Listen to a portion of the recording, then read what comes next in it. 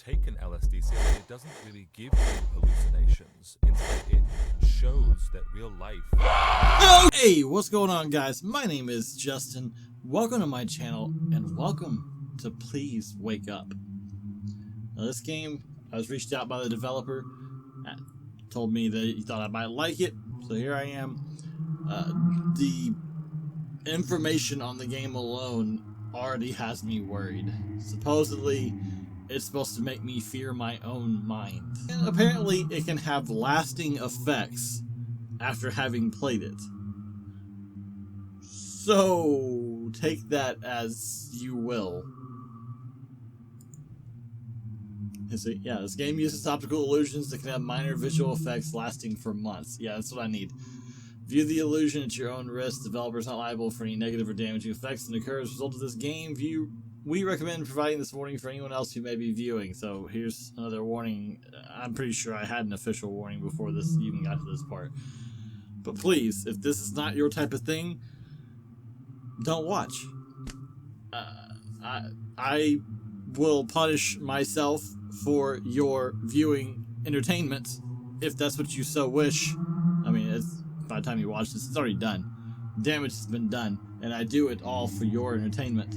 But you don't have to watch. You can turn away now, or skip to the end and see how ragged I am. Who knows? I understand the above and wish to continue. Establishing connection. Are you able to read this? Yes, not that it doesn't hurt my eyes. Please respond with no. Okay. Please respond with yes. Please respond with no. Beginning cognitive test. Does 2 plus 3 equal 5? Yes. Is the ocean red?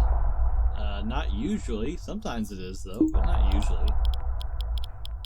Is the Monopoly man's monocle bigger than his hat? No. Why would... Is that a thing? That's not a thing. No. The monocles are small. Is a shoe smaller than a house? Yes. Is Curious George's tail shorter than his finger? Well, he doesn't have a tail, so no, apparently. Patient has completed cognitive testing. Beginning self-identity test. Is your name Thomas Mandela? No, it's not. Are you 13 years old? No, not even close. Were you born in Wyoming? Nope, way off. Born in Texas. Is your mother's first name Angela? No. Patient has failed What? I don't even know myself? Is that what you're telling me? Hello, this is Dr. James Mass, communicating with you from the Tourde County Hospital, okay? If you're reading this right now, don't be alarmed. This may seem absurd to you, but you are currently in a coma. Ah, that explains it. Your brain waves indicate that you are currently hallucinating or dreaming. We do not know what you may currently be experiencing, but it is very important that you follow my instructions in order to wake up. This is really fucking with my eyes. It is very likely that you have recently experienced a loss of identity. To help you regain your identity, we will be stimulating your hippocampus to reactivate memories of events leading up to your identity loss.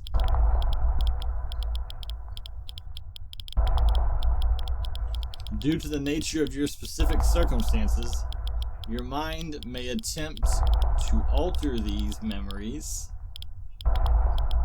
Do not let your mind alter these memories. If the memory becomes too unstable, you may be unable to wake up. Is this message understood? Yes. Great!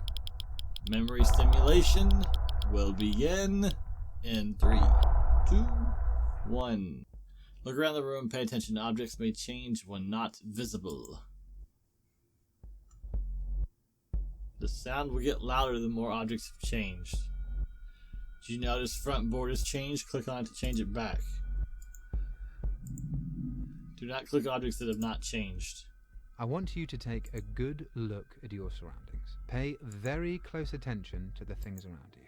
Now, close your eyes. If you're indoors, do you remember what colour the walls are? Do you remember where the lights are? If something in your surroundings were to change, like the texture of the ceiling or the position of items in front of you, would you notice? We like to believe that our memory and perception form true snapshots of the world around us. But upon closer inspection, we begin to see that they are just fragile fabrications constructed by our brains. On today's episode of the Natural Sciences podcast, we will explore the nature of our memories, perception, and the brain.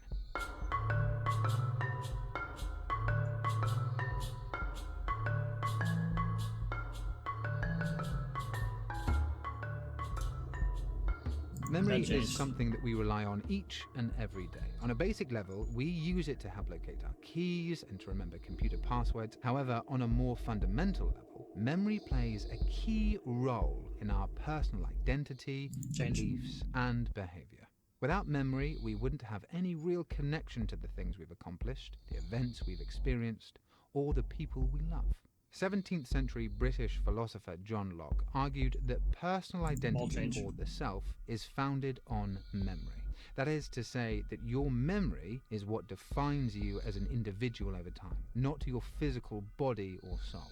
Nonetheless, even though we trust our memories to form our beliefs and identities, our memories themselves are highly error-prone. To talk about this, we are interviewing Dr. Agatha Cage, a psychologist at the University of Michigan, about the nature of human memory. So what is memory and why is it important? That's a good question. At a basic level, memory is just the way our mind stores and remembers information. However, such a basic definition would understate its importance. We need memories in order to get a basic grasp of the world around us. Memories tell us who we are, the things we've done, and our goals in life. It's difficult to properly convey its meaning to us as human beings, so instead I'll explain it through the story of a man named Scott Bolzan. When Mr. Bolzan was 46 years old, he had accomplished a lot in his life. He attended Northern Illinois University on a full athletic scholarship and played football professionally for a few years after graduating, even briefly playing for the New England Patriots. After an injury that ended his football career, he then became an entrepreneur. He owned and operated a financial planning firm and then became a pilot and ran a successful private jet management company. During this time, he also met and married his wife and raised his 2 children. However, in December of 2010, he had a workplace accident and lost all of his memories leading up to that point.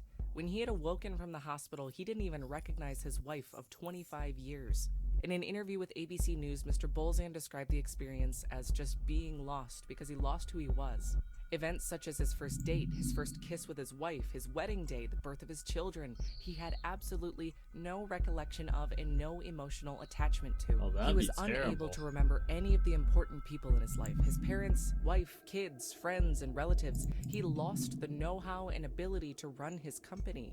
He's quoted as saying, "Because I have no concept of who I am as a person, I don't know what my dreams, my aspirations, what my goals were." Imagine this happening to you. If you lost your memories, you would lose everything that makes you, you. The things that you've accomplished, the relationships you've built, the knowledge that you've acquired, and the formative events that shaped who you are. When we think about what it's like to live without our memories, its importance in our lives becomes much more clear. Mr. Bolzan's story is quite compelling. It seems as though memory is incredibly foundational to our own personal identity. Yet we are sometimes told that our memories can't be trusted, that they're unreliable. Is that true? Yes, it's more true than most people think. Research has shown us that memories aren't these static snapshots of the world around us. Instead, they're more like malleable stories about the past. I'll go over some well-known research in criminal psychology that demonstrates the fallibility of our memories. The first experiment I'll talk about was conducted by Professor Elizabeth Loftus and some of her colleagues at the University of Washington. The setup was pretty simple. Researchers showed participants a video of a car crash. Participants were then asked one of two questions. The first was along the lines of approximately how fast were the cars going when they hit each other. The second was approximately how fast were the cars going when they smashed into each other. Despite the fact that participants saw the exact same video, the participants that were asked the second question claimed that the cars were traveling significantly faster than the participants who were asked the first question. Oh, yeah. A follow-up study showed that when asked a few weeks later whether there was broken glass at the scene, the participants who were asked the second question were far more likely to say that there was than those who were asked the first question. There was no broken glass in the video. This study shows that memory is highly suggestible. My anxieties. What we think is objective truth about what we have observed is actually what our brains reconstruct and create on the spot. Another series of studies looked at ways to take advantage of errors in this reconstruction of memory, otherwise known as confabulation. For example, these studies investigate memory implantation techniques that make participants believe they experienced events that never took place. In one such study from psychologists at the University of Bedfordshire, researchers were able to plant rich, false memories into 70% of participants. These memories included things like committing a crime or getting attacked by a dog. All of this implies that our memories aren't just fallible, they're exploitable. Our brains are capable of just making up stories about the past and convincing us that they're true. So, we've established that memory is fundamental to our experiences and identity. We've also established that memory is highly error-prone and flawed. How do we reconcile these 2 points? How do we know what parts of ourselves are real and what parts aren't? Ultimately, we can't know. Our understanding of ourselves and of the world is fundamentally flawed. In criminal psychology, there is a well-known case of a woman we call Jane Doe. Initially, her case was used as well-documented proof of repressed memories. In 1984, when Jane was 6 years old, she was interviewed about sexual abuse allegedly committed by her mother. The evidence included marks on her hands and feet that resulted from her mother burning them on the stove. 11 years later, though, it seemed as though she had completely forgotten about the incident. Upon viewing the tapes, she vividly remembered the incidents and believed that her mother had abused her. Most experts to this day don't believe that she was lying.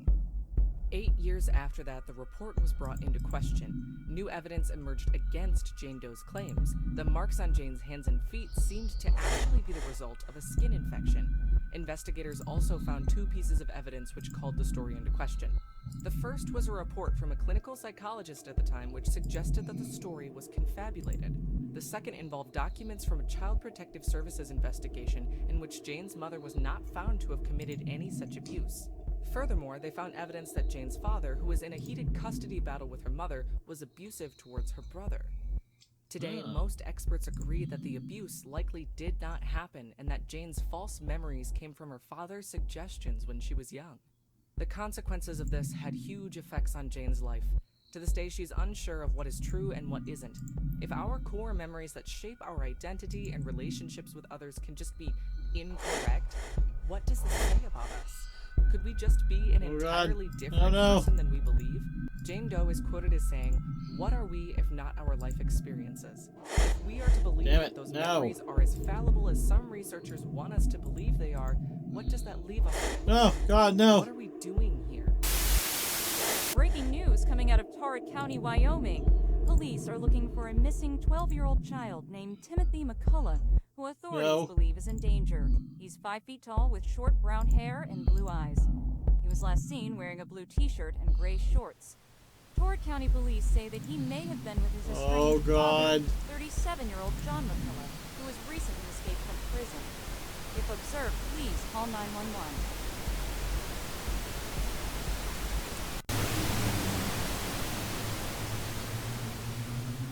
Did I make it? Did I survive? Yes, perception is really a funny thing. I think most people take for granted the idea that what we consciously perceive is actually an accurate snapshot of reality. Completely different. Most people seem to think that our perception is just a window into the world around us. I'm not gonna remember. What do you mean by God. That? Is that not true? Well, it's pretty clear to tell that we don't always consciously perceive everything that our brain receives as input, right? If you did, you'd be able to see the blood vessels inside your eyes, and you would always feel your heart beating. But we don't. What the fuck Our brain happened? selectively attends to certain aspects of our perception. Sure, but Oh it's still God, a I don't form know. of That's reality, different. Perhaps just a snippet of it, right? That doesn't seem to be the case either. I think one of the most clear ways to show that is through illusions. Illusions Oh, I don't fucking know. alters our reality. Since this is a radio show, I can't really show any optical illusions to your listeners.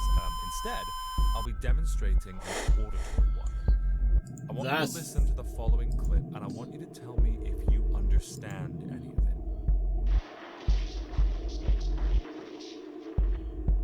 I didn't understand a word. It just sounds like static noise. Here, let me play it again.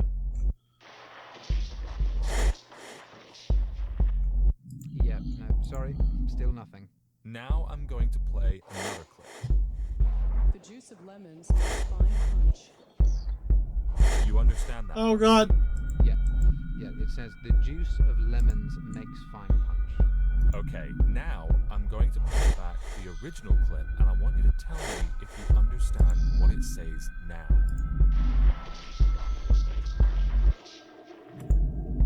Here, let me play it again.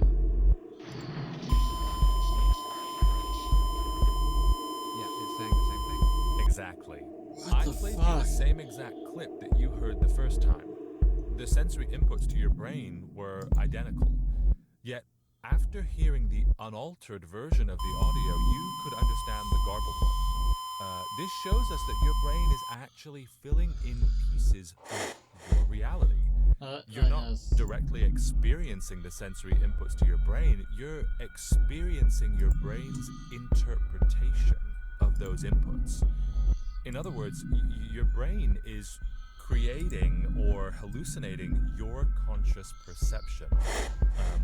Moreover, you can't really unhear the words when I play the clip now. You have no control over this hallucination. When you say hallucination, I don't remember that rug fucking being there. You're out of your mind. Drugs like LSD. Clearly, those hallucinations are different from hallucinations you're referring to. Actually, no. LSD is actually pretty different from how it's portrayed in the movies. People who have taken LSD say that it doesn't really give you hallucinations. Instead, it shows that real life... Oh God!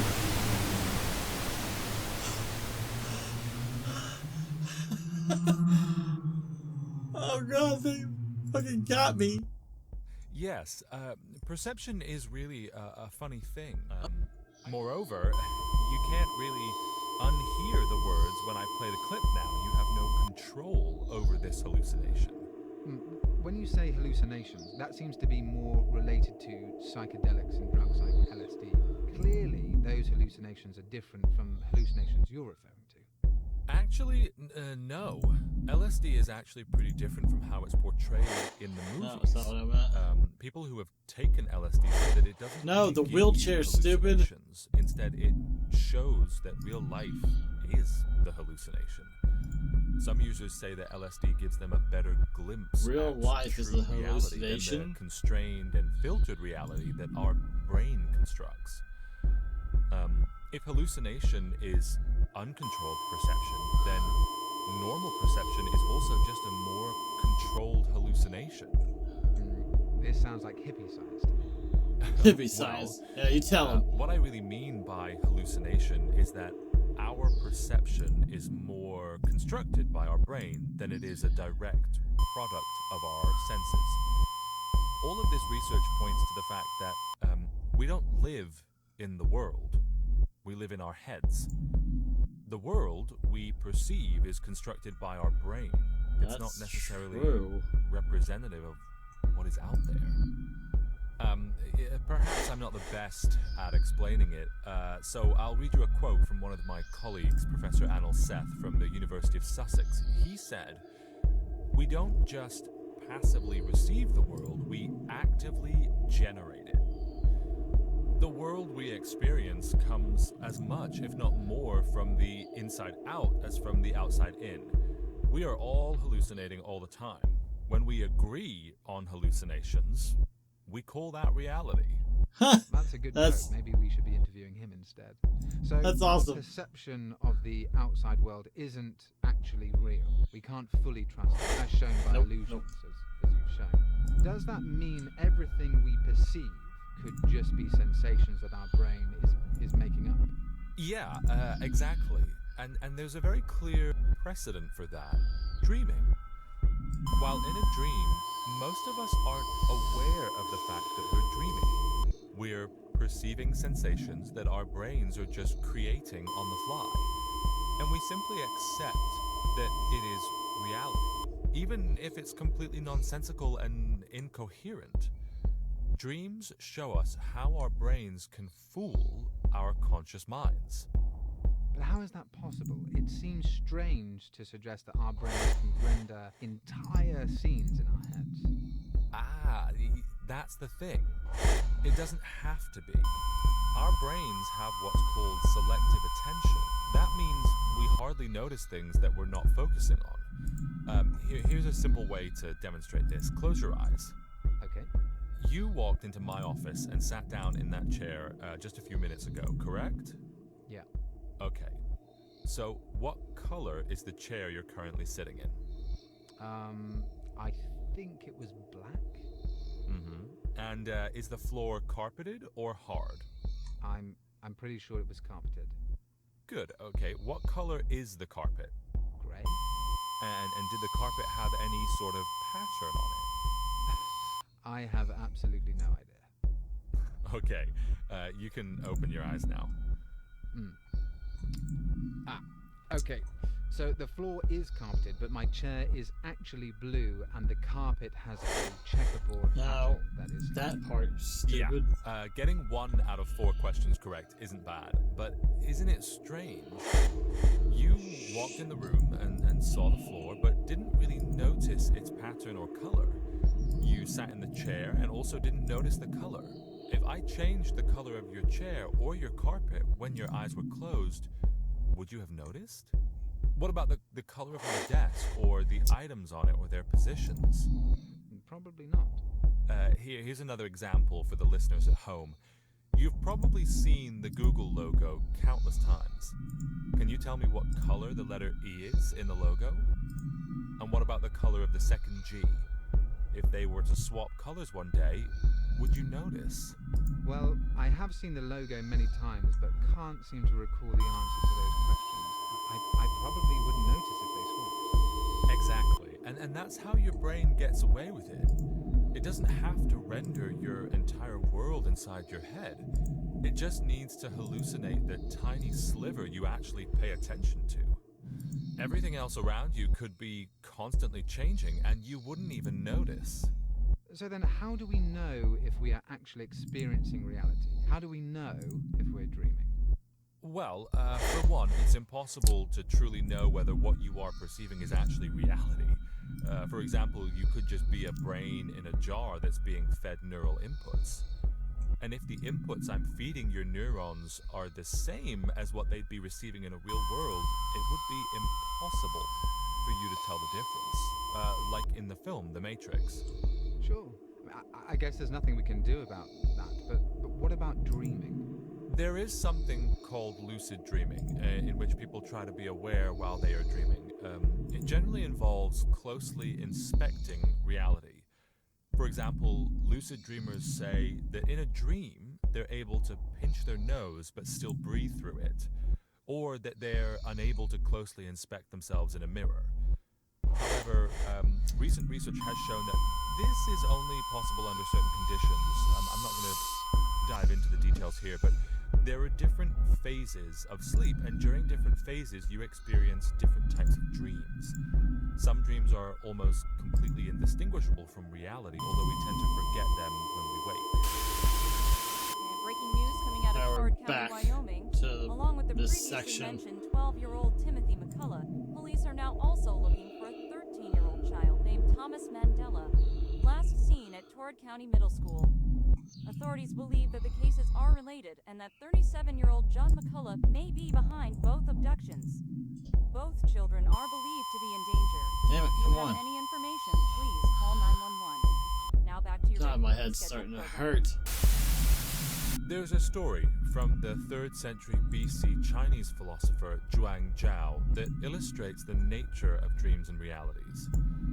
I dreamt I was a butterfly, flitting around in the sky. No, that Then stupid. I woke.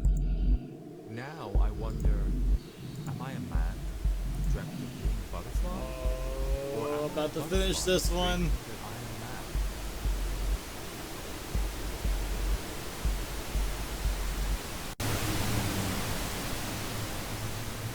am a man? Okay. Okay. So, I'm gonna have to break this video into multiple parts. I'm playing all of it right now, but I'm gonna have to break it into multiple parts because you guys aren't gonna stick around for several hours. So, that was the first part of Please Wake Up. My head is starting to kill me right now, but I'm gonna suffer through. So far, the stuff that's being presented, just like the auditory information, is really interesting. The jump scare little dude was pretty cool. I'm really looking forward to see where this kind of pans out to. So, but if you enjoyed the video, please leave a like down below and hit the subscribe button and turn on the notification bell. Make it worthwhile, my pain and suffering. And you'll know next time I upload a new video. I upload every Monday, Wednesday, and Friday for all my horror content. And if you yourself are a content creator or a live streamer, I do have a separate channel geared towards making educational and informative content just for you guys to help you grow your channels. So if that's something you're interested in, link to that will be in the description, as well as a link to my Twitch.